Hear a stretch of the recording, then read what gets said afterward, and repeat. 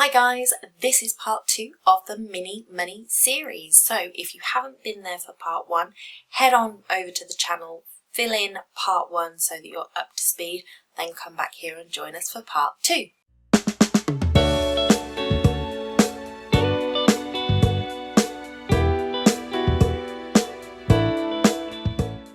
Hi guys, this is Donna and this is Bride to Be TV, the place to be when you are planning your wedding. So we are into week 2 of the Mini Money series and I'm really excited to hear about your results from week 1. So if you've done week 1, then head down to the comments and let me know how that went. If you've got any questions at all or anything that came up that you were unsure of, let me know and I will do my best to try and help. So part 2, we do have another freebie for this week, so you can head over to the blog, or I'll leave a link in the description below and you can go over and download that so that you've got somewhere to write this all down. We are looking at expectations versus your reality budget this week. So on the freebie you will note that I have got the national average spend and a breakdown of where that would lie with all the categories, so how much of that would be spent on a venue, how much would be spent on a dress, etc., and the breakdown. And then there are 2 other columns and those are the columns you're going to fill out this week. So the first column is an expectations column, so this is maybe what you're expecting, what you think you should be spending on your wedding, or what you would love to be able to spend on your wedding, what you think you would want to spend on your wedding, but also what family pressures or friend pressures are coming in there. You know, if your friends are going, oh, what do you mean you're not going to have such and such? It's not a wedding without XYZ. This is where all of that comes in. So if you think, oh gosh, if I had my wedding there, everybody would think, oh God, what's she doing there? You know, you feel like you've got to go to this sort of particular wedding venue because otherwise your friends and family aren't going to think it's good enough or whatever. That's what we're going to do in the expectations column. And then in the budget column, we're going to look at a more realistic approach. So what I need you to do is actually head on over to a venue that you think would be worthy of your dream venue, or what your family and friends you think that they would expect from you, and find out how much it's going to cost to get married there. Now, unless they don't have any prices on, you don't have to go online to work this out. Sorry, you don't need to ring them to work it out. There should be sort of a pricing structure on their website.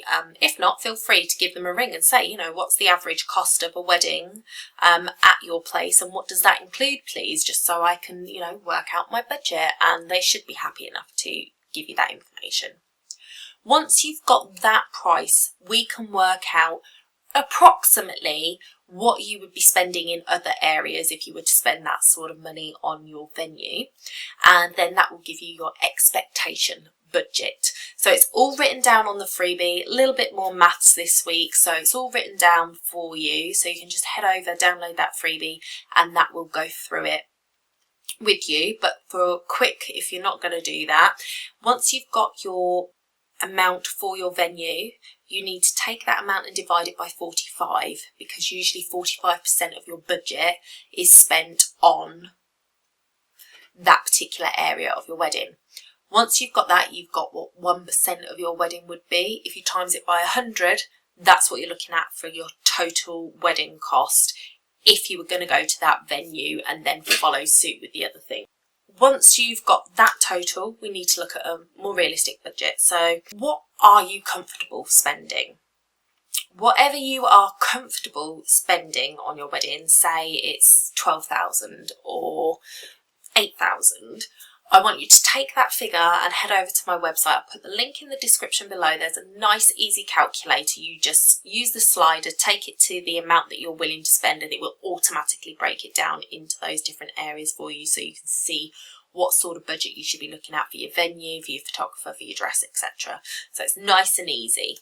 If you download the freebie, you've got somewhere to write all of those down. So if you've got the freebie, you can then go and write down all of those amounts in there, so you've got them to hand for next week, where we are going to be looking at bringing your budget from last week and this wedding budget that you think is more realistic together and trying to balance them. So sit with those totals for a little while, look at what you're sort of expecting to spend versus what the expectation is.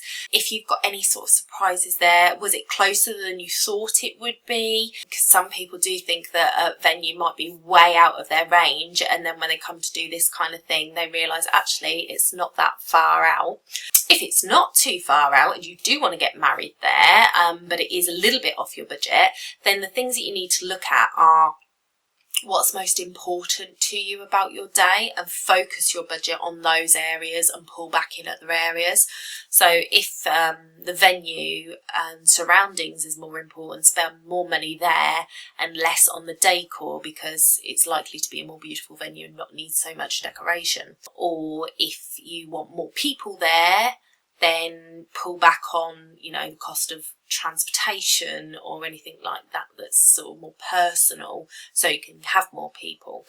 We'll talk a little bit more about that next week and things that you can do to balance your budget. But that is it for this week. So I hope that was helpful. If you've got any surprises or any questions about this week's video, pop them down below and I will be happy to answer them. And otherwise, I will see you next week. Bye for now.